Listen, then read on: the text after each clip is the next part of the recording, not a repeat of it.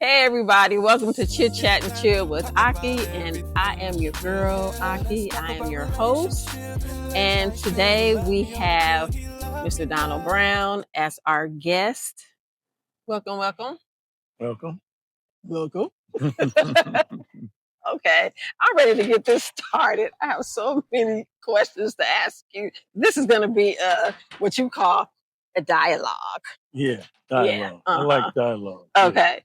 So let's start with a little bio here. So Donald Brown moved to the city of Carson in 1971, graduated from Carson High in 1982, attended the University of Oregon, and graduated with a bachelor's degree. As a child, he made up his mind that he would always own his own business and work for himself. His first business was a cellular phone shop in the city of Riverside. I remember that. Hmm. After that was successful, he opened up a bookstore in the city of Carson. From there, he sprouted up a beauty salon and barber shop, all in the same center. After years of business going well, he ventured into the fashion industry and started his own clothing line called Dumarie Clothing. And that led him to the music industry, where he financed an artist called Lil Jon, which led him to open a music studio where he got involved with many other artists. He always found himself helping out other people and helping other people find their way through the hustle environment in which we call life. And let's see here. There's so much, Donnie. And he now has a nonprofit organization, and it's called The Faith of a Mustard Seed. You want to talk about that real quick? Yeah, it's called Faith of a Mustard Seed. The acronym is PHONES. Um, I started it in 2024. The reason why I started it because the youth of today are going through problems, mental problems, Mm-hmm. finding their way through life because most of the youth today that are black don't have fathers in the home. Mm-hmm. So throughout my years, I've been analyzing. I talk to a lot of youth in my neighborhood, and I see the stagnation in their progress. So I said to myself, let me start a nonprofit Mm-hmm. where I can deal and dab into mental health, at-risk youth, and homeless women. Because there's a lot of homeless women out there that, man, the numbers of homeless women and the women is disappearing. Uh, I did a study in February of this year, and from January to February was already 324 women missing. Mm-hmm. So this is June. It has to be a staggering amount of people or women now. I haven't did no census in a while, but just giving you a little Mm-hmm. information on what's Mm-hmm. going on with our youth.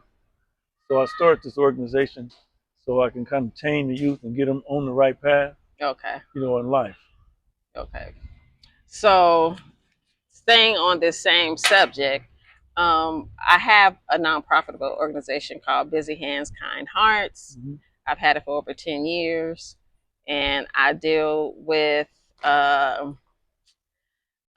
disadvantaged women and their kids and men that are homeless. Oh, okay, yeah. So we've done a lot. We've been on Channel 7, Mm-hmm. showing them what we do, the different missions that we've been to, how we pray for these women. I don't know. I just feel like it's my calling. Yeah. So, Yeah, I kind of feel the same way. mm-hmm, Giving back is what we should do. mm-hmm, Giving back to our community, especially to our youth. right. And you don't have to be notarized. You know how some people No. get mad because other people are getting the accolades. But you're supposed to do it from your heart, Yeah. not because you want people to recognize what you're doing. Right. So, Yeah. yeah. I'm not in it for the accolades. I see what's going on. Mm-hmm. So if you see something that's being deviant, you're supposed to help. You're Mm-hmm. supposed to try to fix the problem, Right. come up with a solution. Right. Okay, so we're gonna get into these questions here. Okay, so I'm smiling because I've known Donald Brown since I was 15 years old. Yes. So I'm about to dig in. Dig in. Okay, Dig in. Let's go. so you're a Muslim, Yes, ma'am. and when did that start? I got introduced, I would say, to Black history. Mm-hmm. A youngster in my neighborhood, I was sitting in the car one day and he came and gave me this tape. Mm-hmm. It was Malcolm X tape, and it was called The History of the Black Man. Mm-hmm. After I listened to that tape the first time, Mm-hmm. I was astonished because I didn't know the information on the tape that he was talking about. Right. You know, at this time in my life, I was kind of radical, mad at this time at my life because things didn't go the way I wanted to go as far as professional football, Mm-hmm. and I was acting out.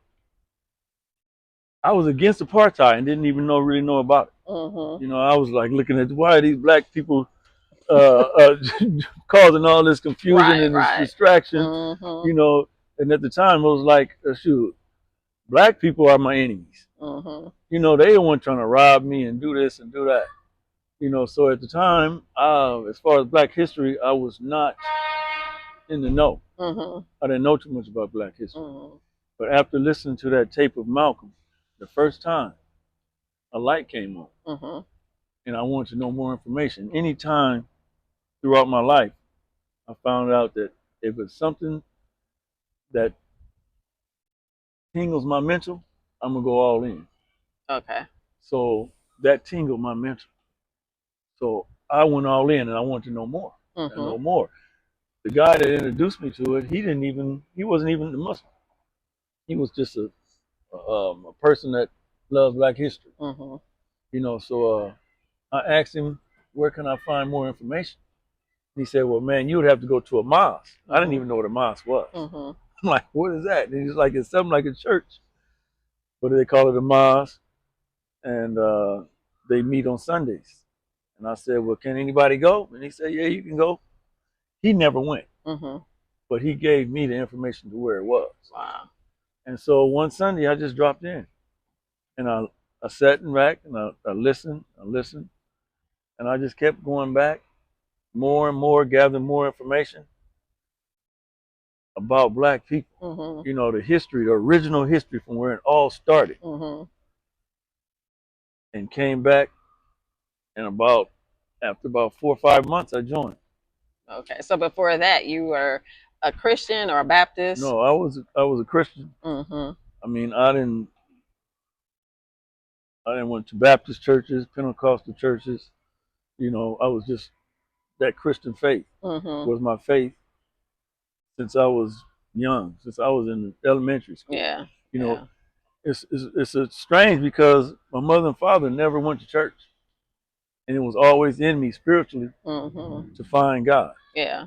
And so I was going to church on my own.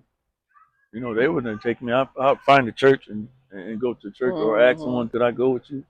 You know, to see how close I can get to God. You know, because like I said, God was always on my mind, and when something tingled my mental, I'm going in. Right. So I went in from the church, and I've joined this church, I joined this church. I was just going to various churches, just trying to find my way. But where it happened in the church, I could never get the right questions answered because I'm going to be inquisitive. I'm going to ask a lot of questions. Well, I'm glad you do because I have some questions for you. So I'm ready. I did a little bit of homework. Yes. And it said that the Nation of Islam was formatted in 1930. And it's a movement. It's not the religion. No. Islam is not a religion. Hmm. And if you hear, well, you will hear Donald Minister Farrakhan say the religion of Islam or Islam as a religion. But if you break down the word religion, Hmm. read means to go back. Legion means to get to God. Hmm. So because of the state that we're in, it's a religion because we have to relink to the first creator, which is Allah. So Islam is not a religion, it's a way of life. But But I we mean, lost our way of life. when they say the Nation of Islam, Hmm. because me not being Muslim, I hear that. Yeah. So that's why I Googled it, and it said that no, it's not a religion, that it was a movement that Farrakhan had started, and that the young men that were a part of it were Muslims. Okay. Where Farrakhan, the minister Farrakhan did started, he came later. Okay. It was started by Master Farad Muhammad, Mhm. who came 9,000 miles from the east. He found the most honorable Elijah Muhammad Mhm. in the state of drunkenness. When he came and he seen the effect that black people was in, he cried Mhm. and he mourned. And then he started teaching. And then he found one of his students, became one of his students, the most honorable Elijah Muhammad. And he taught him for 3.5 years. Mhm. And he started the Nation of Islam. Okay. That's how it started. Not the Okay. minister, not Minister Not Farrakhan. He came Farrakhan. later, Mhm. after Malcolm came. Okay. So what about like the traditions? I'm getting on the male and female Mm-hmm. aspect right now. So me doing my homework, it said that women that are Muslim, they cannot marry anyone that is not Muslim. They have to wear the garb from head to toe. They're not allowed to shake hands. Now, is that an old tradition, or do they still? Well, Oh, you and you have, can't kiss. This is a female now, mm-hmm. and you can't kiss the opposite sex. No, well, see, in the East, Hmm. that's Arab culture. Uh, in the nation, we have a different culture. Hmm. We don't follow that culture. Okay. This is something that I tell a lot of people because they get it kind of confused because they Hmm. don't know. Hmm. They think we are Muslims, we all are Muslims, Right. but we have different culture. Hmm. You know, the Arab culture, they wear the hijab and everything from head to toe. We don't do that. But what You know. about like on the Malcolm X movie, Hmm. the women that were at the mosque, they sat on one side and the men sat on the other, Yeah. and they were covered from head to toe. You talking about a covered seat, The head and then the white. but see, they have in the East when they covered head to toe, it's the head, the eyes. They can only see, show the eyes. Oh, okay. See, that's head to toe. Mhm. Now, in the covering of the hair, the women do wear a headpiece and they wear a long garment. Mhm. But it's not like they dress like that all every day to Okay. work and like they do in the Mhm. East. See, in the Mhm. East, it's all day. Mhm. You know, but that's a culture. Right. That's their culture. Mhm. Like the men, we wear suits and tie and bow ties. Mhm. They don't do that in the East. They just wear it from even the men. They wear long gowns. Mhm. You know, but that's their culture. See, Right. not every Orthodox Muslims back there, they have their culture. The Nation of Islam, we have our culture. Mhm. Same faith, but different culture. Okay. Okay. And another thing, the women, Muslim women here from the nation, you can marry outside Islam. You don't have to Okay. marry a Muslim. But back in the East, It's they're all different. Muslims anyway. So Uh huh. so they're gonna marry. Of course, they're gonna marry Muslims. Right. But you have women that came from the East here that are Muslim that have married Christian men. Mhm. You know, so it's about where you're at in the culture that's in that environment. Mhm. Okay. That's good to know. So, black men and Muslims that are black men here in the US, they're known for, like you were saying earlier, you was angry and all this kind of Hmm. stuff. So our men are known to be combative, aggressive, um, and sometimes it's hard to hold a conversation as a woman to a man that is of Muslim faith Mm-hmm. when he feels that the woman is supposed to be submissive, but he's mouthy because she's mouthy. Mm-hmm. You know, like Yeah. being what do you call it? Like belittling the man, and then he can't take all that. So then he, in return, does the same Mm. thing, in which, in the end, they can't even hold a decent conversation. And I remember us having this conversation before, and you said it was a dialogue. But how can a man differentiate the different so that he can have a decent conversation with this woman Mm-hmm. that is just not getting it? That's an interesting question because you've got to filter it in today's world. Mm-hmm. The black male, especially, is going through so much trauma mentally when he walk out that door. Mm-hmm. You know, when he walk out that door, he's a target. Mm-hmm. Not only to the police, everybody is after the black male, from the white male to the Latino male to the Mm-hmm. Filipino male to the Chinese male, and it's in an inferior way. Mm-hmm. But the black male don't know he's that type of target. But the things that he's going through as far as life, mentally, Mm-hmm. is so heavy on the black mind of a male. He needs to come home to a home, first of all.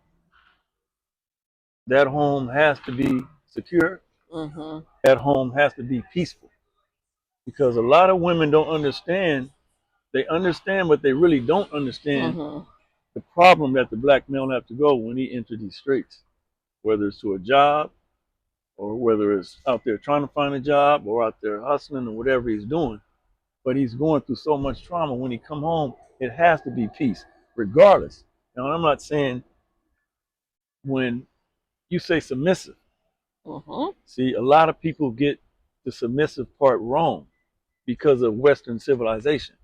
See, when we Yeah, say, in the you have in the again. Christian world, Oh yeah. in the See? Christian, it says submissive. Like, yes, a lot of Christians get that Yeah, wrong, wrong. See, because the thing is, I can only be submissive to my husband is if he is truly a man of of God. God and he's showing it. That's Other right. than See, that, other than that, I can't respect that. and that's what you and see. This is what a lot of men don't understand. See, a lot of men don't understand that the woman is the second self of God. Mm-hmm. See, when God created Himself, He saw in Himself the woman, so He created that woman Mm-hmm. first. See, that's why that woman always is eager to find a man of God, Mm-hmm. because that's where her soul is, in God. See, and when a man is not showing that spiritual divine part of him, the woman will act out because you're not acting in your godly way, unknowingly. Okay. But see, the woman's spirit is always going to yearn for God Mm-hmm. in the man, in her man, Mm-hmm. in which she doesn't see that. Not knowingly, she will act out. Mm-hmm. But that's how she's just acting out her womanly ways. Right. You see, but that man is supposed to be a God-fearing man, Mm-hmm. and you're supposed to show accordingly your divineness, so she will submit. Mm-hmm. You see what I'm saying? Mm-hmm. A woman will submit to a godly man. And then you have to define submit. Yeah, that's another thing with it. Because submit is not bow go down. Over here, bow down. That's not submitting. Right. That's not submitting. Submitting is the man is the lead. He's the when head. When I come up with a plan or a thought, he comes to the woman and tells her plan and thought. The woman submits if she's on with that plan and thought. She's on with it. That's submitting. But if she's not, she will tell you, well, I think it may be better if you do this way, this way. See, it's hand in hand. But see, most men are not that godly don't have that godly knowledge. Mm-hmm. So they think submitting is you do what I say every time I say it. Mm-hmm. Period. Mm-hmm. The end. I'm the man, it says in the Bible. But see, they're not getting a comprehensive knowledge Right. of the Bible or the Quran. Mm-hmm. See, that's why you have to study. Yeah. You have to study. Mm-hmm. Because words become reality. Mm-hmm. So when you're in a dialogue, not an argument with your spouse or your girlfriend or what have you, you don't supposed to act out irate and call names. Mm-hmm. Because when you bring those words into existence, those words can become reality. Right. And you can't take that And you back. can't take it back. Mm-hmm. So most people, when they have a debate or something on their mind that they want to express, Mm-hmm. we don't do it in a godly fashion. Right. Because if the man and woman is not divinely praying together, Mm-hmm. studying together, you're not going to have the right attitude when it comes to a dialogue Right. or a debate. I And that's agree. what's happening all over the world, not only in black homes, white homes, Spanish homes, and Chinese homes, everywhere. Mm-hmm. Because the civilization has taken God out of the equation. Right. See what I'm saying? So when God is out of the equation, you're going to see people acting out deviant. Because what's opposite of God? Devil. Right. So you'll act out in a devilish way, Mm-hmm. unknowingly. You know, see, some people do it knowingly, but majority of people do it unknowingly, and Right. they think they're acting in the right manner, but they're Mm-hmm. not. Mm-hmm. See, that's why it's so, it's just so uh, appropriate to put God in your life first. Okay, so I have one more question. Okay. So the last question is, what advice would you give your son as far as dealing with relationships Mm-hmm. in this world today? And Yes. I heard that he's now Muslim. Yeah. Mm-hmm. I had problems with my son. He was trying to find his way through life, but he had a problem with listening to me Mm-hmm. because he feels that you always got to be right. And I used to tell him, I done already made all the mistakes. So what I'm telling you is right Mm-hmm. because I've made the mistakes already. Right. Mm-hmm. I said, what you have to do is you have to submit and understand that I am your senior. Mm-hmm. And if you're trying to go on my path, then you have to take my way. Right. Because if your Mm-hmm. path is leading you all over the place in his life, he's Mm-hmm. all over the place. Mm-hmm. You know what I'm saying? And he finally, after years, I've never made him come to the mosque. I would just give him advice. You need to come here. You need to come check it out. You know, but I would never force him to go. Mm-hmm. You know, I'd ask him, "Do you want to go?" And he said, "Yes, yes." He started going into the mosque in the ninth grade. Mm-hmm. Um, then when he got into high school, you know, things, you know, now you the man, he's playing football, Mm-hmm. you know, you the man on campus. He kind of strayed away. I didn't ask him why you not come to the mosque no more. I just let you do your own thing because if you are interested, Allah will unlock that lock and bring you Mm-hmm. back. Mm-hmm. So I just let him do his thing, you know. But in relationships, like he was saying, he was in and out of relationships, in and out of relationships. And I was saying the reason why your struggle is because your connection with God is not there, and Mm-hmm. whoever you're dating, probably connection's not God with God either. Mm-hmm. So you guys gonna have a struggle. Mm-hmm. I said this is what men and women go through in life. They don't understand that God has to be the center You have to be of your evenly relationship. You gotta be yoked. evenly yoked. Yeah. And people don't get it but you gotta understand what type of civilization we in. Mm-hmm. We in Western civilization. If you're gonna take God out of school, Right. you're definitely gonna take it out of the household. Right. So it's stereotyped in movies, commercials. Mm-hmm. God has fallen into the street, Mm-hmm. and they want a lie, which is the devil.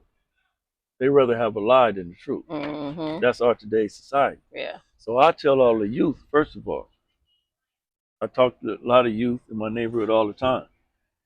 And I tell them, you got to give Allah a chance. You want to keep going in life Mm-hmm. and make strides to progressive, you got to give Allah a chance. Without God in your life, you're going to be going through a hostile environment Mm-hmm. all through life Mm-hmm. and not finding your way. Right. Because He is the way, period. Yeah. Yeah. All righty, Mr. Brown. I want to thank you Thank you. for answering all my questions and enlightening me and others that are watching. So, do you have social media or anything like that where you want to let the world knows how to find you? I have Instagram. It's DB_push_the_line. DB push the line. That's my Instagram. You can find me there, or you can want to contribute to a cause. You can go on my website for my nonprofit, www.foamsfoundation.org. All right. So that wraps it up for us, and we are out, people. It's time to talk about everything that's real. Yeah, let's talk about relationships. Like, do he love me or do he love me not?